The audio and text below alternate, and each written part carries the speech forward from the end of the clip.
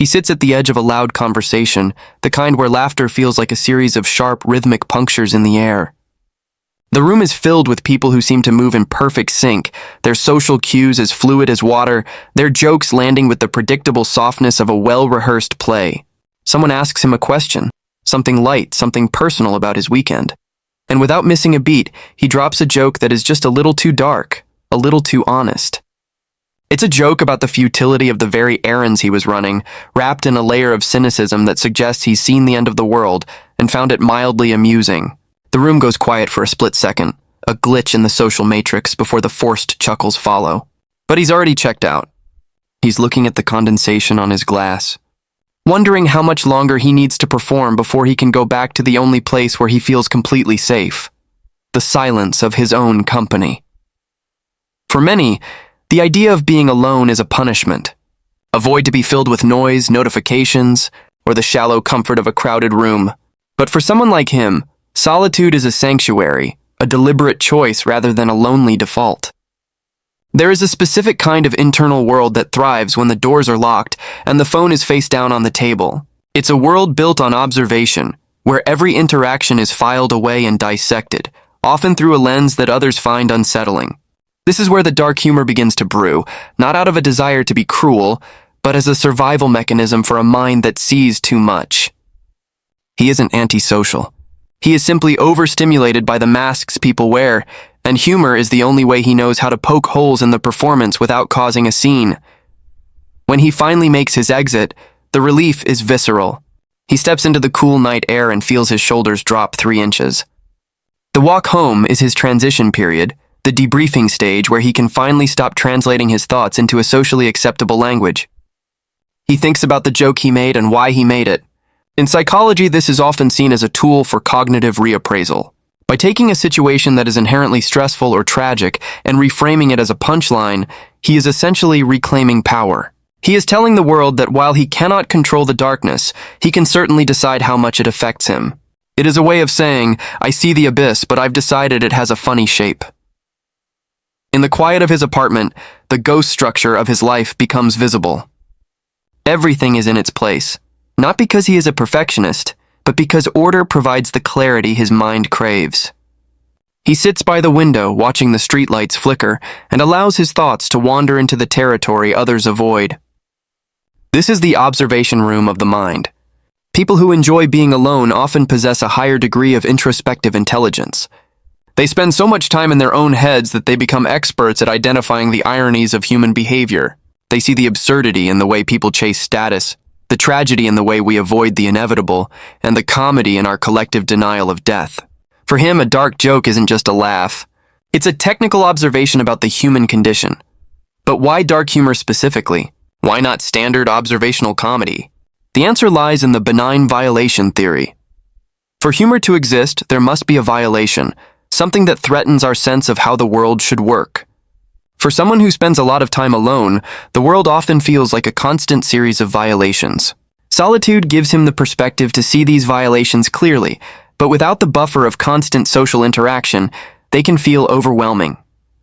Dark humor acts as the pressure valve.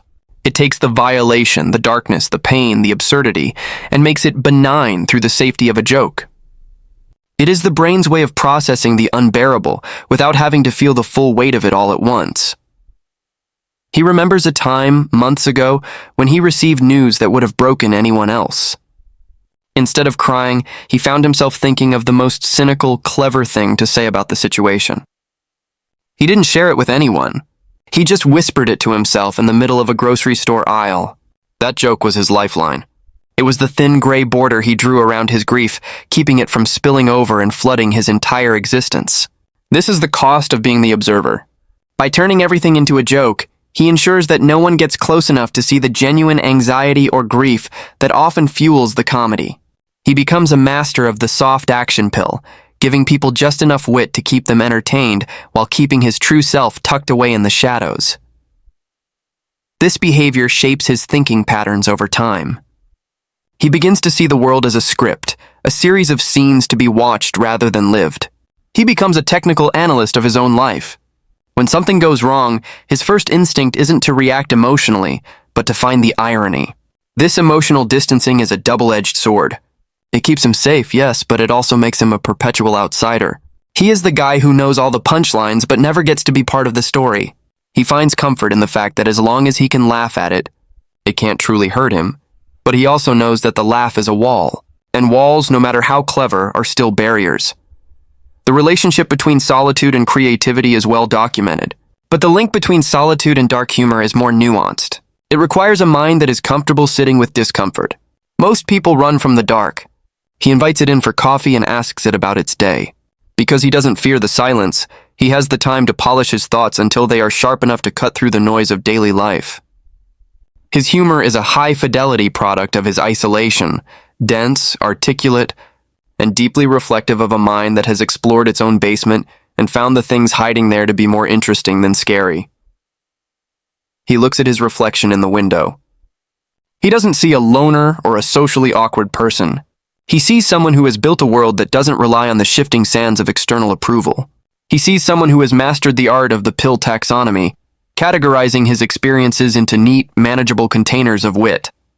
He knows that when he goes back out there tomorrow, he will likely make another joke that makes someone uncomfortable. He will likely feel that familiar pull to return to his sanctuary.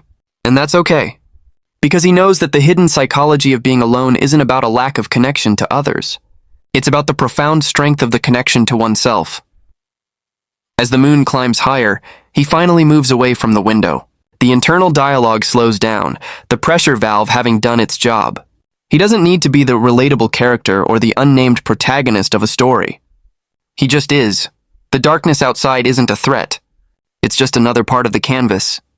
He closes his eyes, a small, barely perceptible smile touching his lips. He's thinking of a joke, one that only he will ever hear, one that perfectly captures the absurdity of being a conscious being in a silent universe. And as he falls asleep, he knows that in the morning, the silence will still be there, waiting to help him write the next line. This is the secret life of the observer. It is a life of structural clarity through micro details. Every dark joke is a 1px border around a chaotic heart. Every moment of solitude is a chance to refine the hierarchy of his thoughts. It is a productive, technical, and deeply emotional way to exist. It is the psychology of those who have found that the most high-resolution view of the world is often seen from the quietest corner of the room. In the end, he realizes that the dark humor isn't a mask at all. It's the most honest thing about him.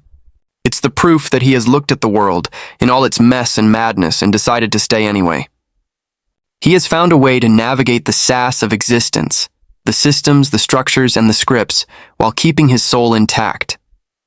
And as long as he has his solitude, and as long as he has his wit, he will never truly be alone. Because the mind, when left to its own devices, is the most entertaining companion one could ever hope for.